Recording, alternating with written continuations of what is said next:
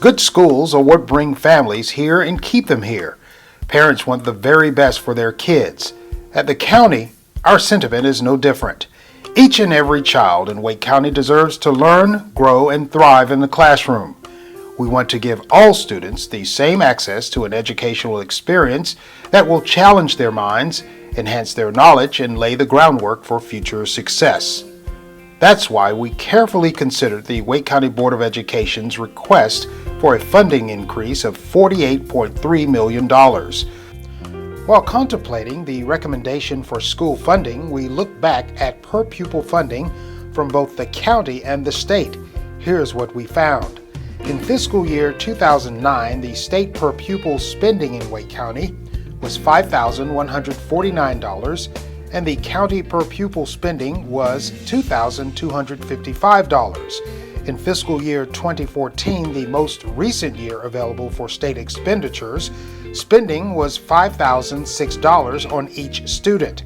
County spending per pupil will be $2,197 in fiscal year 2015. As you can see, spending still hasn't returned to pre-recession levels. Our goal for this budget was to restore per pupil funding to where it was before the recession hit. This budget recommendation increases school operating funding by 10.1% to a total of $376 million, with $34.6 million in new funding. That's $2,374 per student, and it exceeds what we spent per pupil in fiscal year 2009 by $177. This represents a significant commitment to education, as it is the largest increase ever from the county to the school system's operating budget. This investment will establish a new level of funding with a goal of moving to more stable and predictable funding in the future. As the General Assembly deliberates its next biennial budget, we respectfully request that they consider increasing state per pupil funding for all 100 counties as North Carolina's revenue picture improves. Now to Wake Tech, the largest community college in our state and one of the fastest growing community colleges in the nation. It's a key place where many students go after graduating from high school to continue their path to success. It's also one of the main sources of training in our community for people seeking jobs. It's our responsibility to help the college expand and enhance educational opportunities by providing the funding needed to build and operate its facilities. The recommended budget includes an additional $2.9 million for Wake Tech, roughly an 18% increase over fiscal year 2015. The funds will cover instructional startup costs for new classrooms coming online, which the state pays for in arrears. The money will also fund the operating costs of new facilities as well as hiring more IT staff. This $2.9 million investment will help the college meet the demands of our growing county while allowing it to remain a leader in secondary education, workforce training, and lifelong learning. Another area receiving additional funding in the recommended budget is public safety.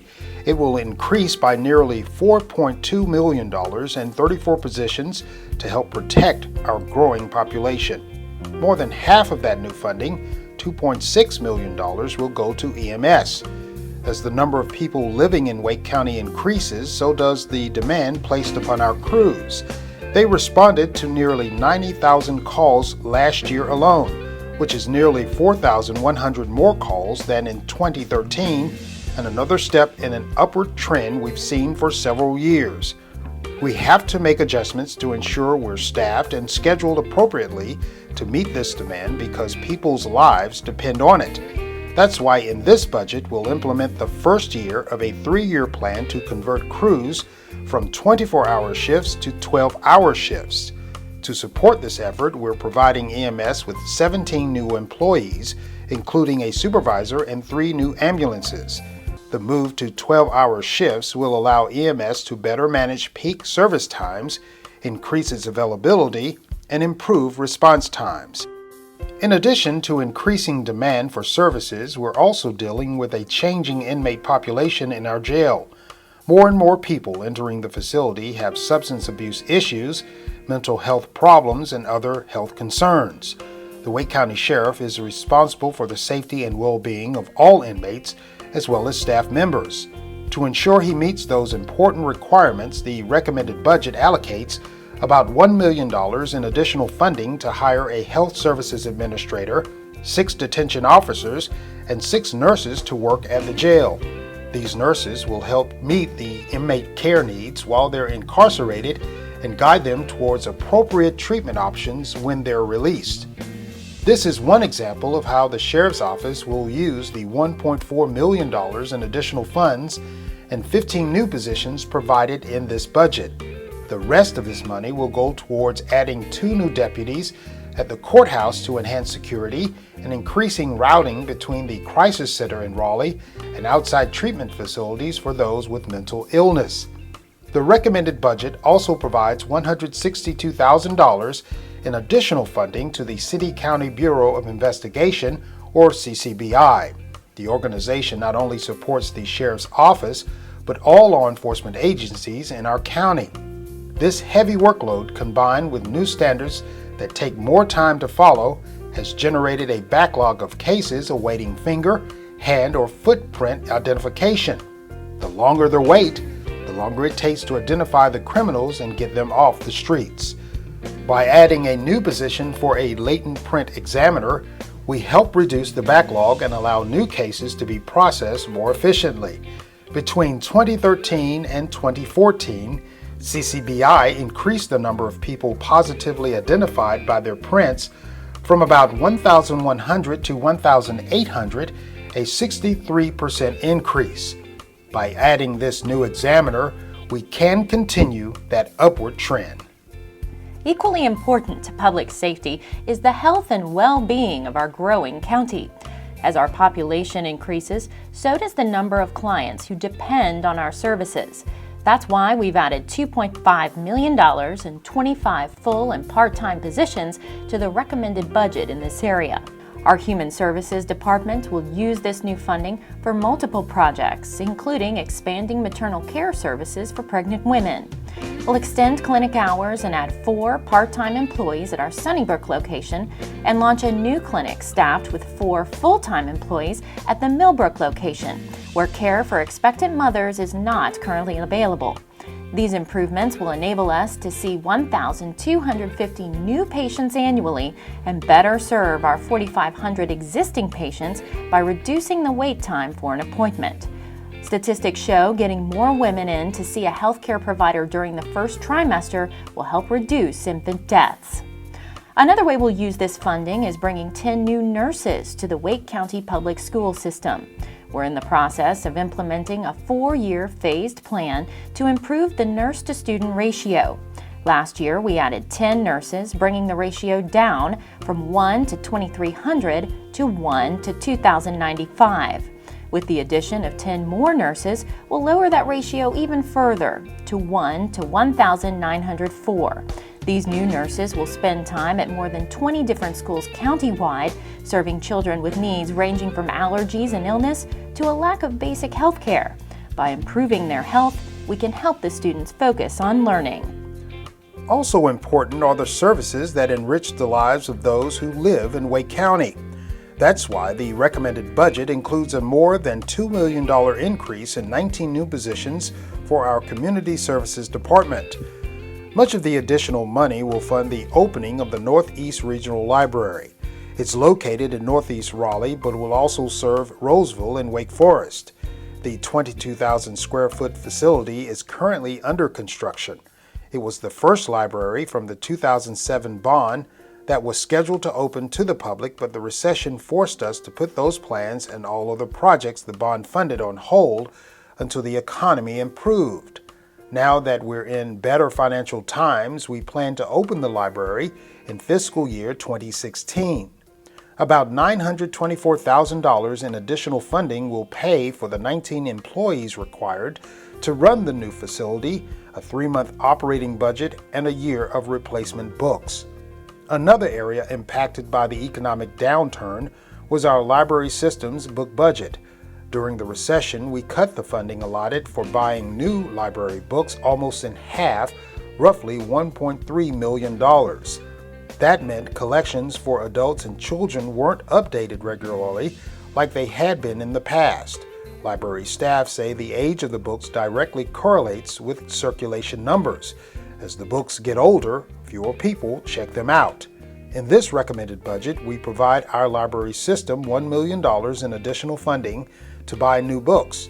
Although this investment doesn't return the book budget to pre-recession levels of $2.7 million, it is a strong step in the right direction. When you go out to eat at a restaurant, you think about what to order. Probably not the safety of the food or the facility. That's our job. Our inspection team is tasked with ensuring all restaurants, hotels, and residential care facilities in Wake County meet state code. Municipalities do not provide this service. Over the past few years, even during the recession, the number of these facilities has grown. We now have almost 1,500 more to inspect each year. In order to do that while meeting new state productivity rules, we need more employees. That's why this budget provides $528,000 to our Environmental Services Department, which includes funding 3 new inspector positions. Another portion of those funds will go towards adding a position to the department's call center. The duties of the current 4-person staff have expanded. They do more than answer phones and receive plan submittals. They also research permits, assist divisions with paperwork and mailings, and help internal customers archive information. The new position will allow this group to better meet the needs of customers inside and outside our offices. Now to the ballot box. We're providing the Wake County Board of Elections with significant financial support in this budget to ensure we're following several new state statutes that govern the electoral process. Last year, the General Assembly approved a bill that requires us to hold a presidential preference primary in 2016 as a standalone election.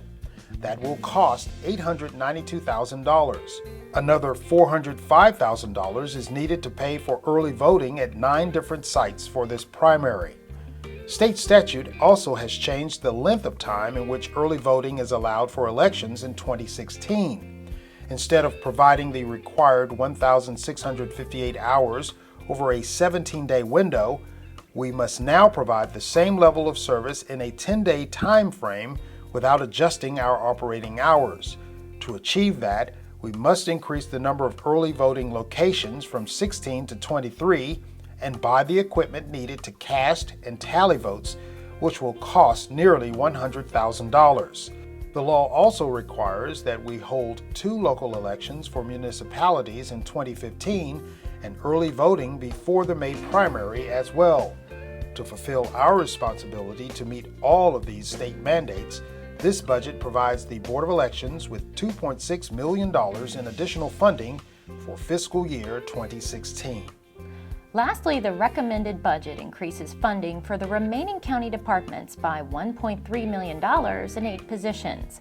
Of that, Information Services, which manages our web presence and technological capabilities, receives $525,000 in additional funding and 5 new positions.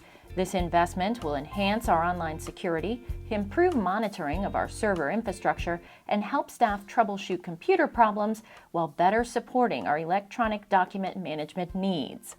This budget also provides our Revenue Department with $156,000 in new funds to hire 2 new managers. These positions will support the completion of revaluations and help lead an anticipated shift to a 4-year revaluation cycle.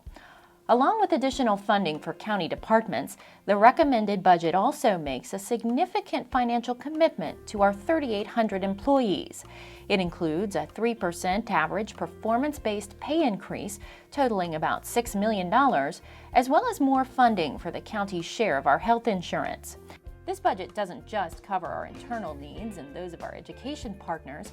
It also includes $2.3 million in funding for several external organizations, including increases for the Healing Place, the Chamber of Commerce's Economic Development Office, United Arts, and Smart Start. This marks a nearly 16% increase over fiscal year 2015 and represents a concerted effort to return our contributions to these groups to pre-recession levels. This is the first year Smart Start has received funding from the county, and it is a well-leveraged investment. We chose to provide this group with nearly $163,000 because we believe that investing in education at all ages is important. Studies show helping children learn at an early age increases graduation rates up to 44%.